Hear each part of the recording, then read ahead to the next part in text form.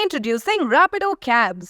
Lowest price guaranteed anytime, every time. From this, అంటే ఇదంతా వదిలేస్తే గుంటూరు కారం ఇట్స్ వన్ మ్యాన్ షో అనేది మీరు అగ్రీ చేస్తారు. మ్యామ్ ఇప్పుడు మహేష్ గారు చాలా బాగా యాక్ట్ చేశారు, చాలా అందంగా ఉన్నారు, చాలా ఎనర్జెటిక్గా డాన్సులు చేశారు, ఎన్ని చేశారు, ఇవన్నీ ఎవరు చేయించారు?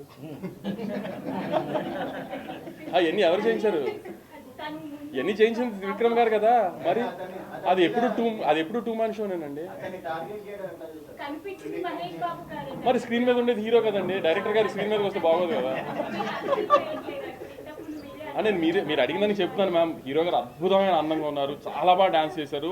అసలు ఆ హీరో క్యారెక్టరేషన్ ఇందాక కుమార్ అన్నట్టు పోగిరిలా ఉంది, అన్నీ ఉన్నాయి. ఇవన్నీ చేయించింది ఎవరు? మరి ఇంకా అంతే. ఆడియన్ పాయింట్ ఆఫ్ వ్యూలో ఎప్పుడైనా మహేష్ బాబు గారు స్క్రీన్ మీద కనబడతారు కాబట్టి అది వన్ మ్యాన్ షోనే అంటారు కదా, అంతే. కానీ వెనకాల బ్యాక్ ఎండ్ చేయించిందంతా ఎవరు?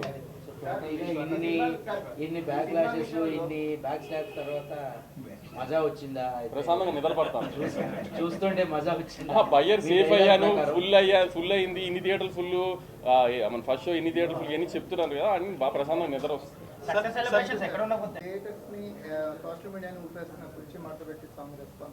అదిరిపోయింది కదా. సోషల్ మీడియాని కొన్ని వేల రీల్స్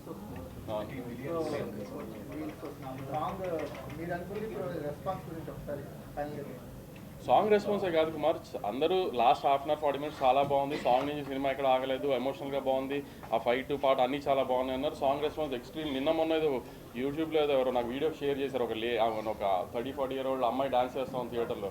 సో ఇవన్నీ చూస్తేనే కదా తెలుస్తుంది పెద్ద ఈ రేంజ్ వచ్చింది అని.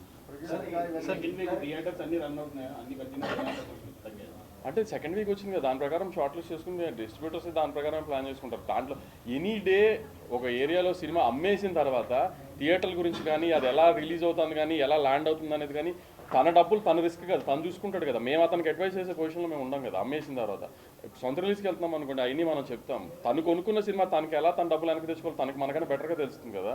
సో అందరూ వాళ్ళు ప్లాన్ చేసుకుంటారు, వాళ్ళు మా డిస్ట్రిబ్యూటర్స్.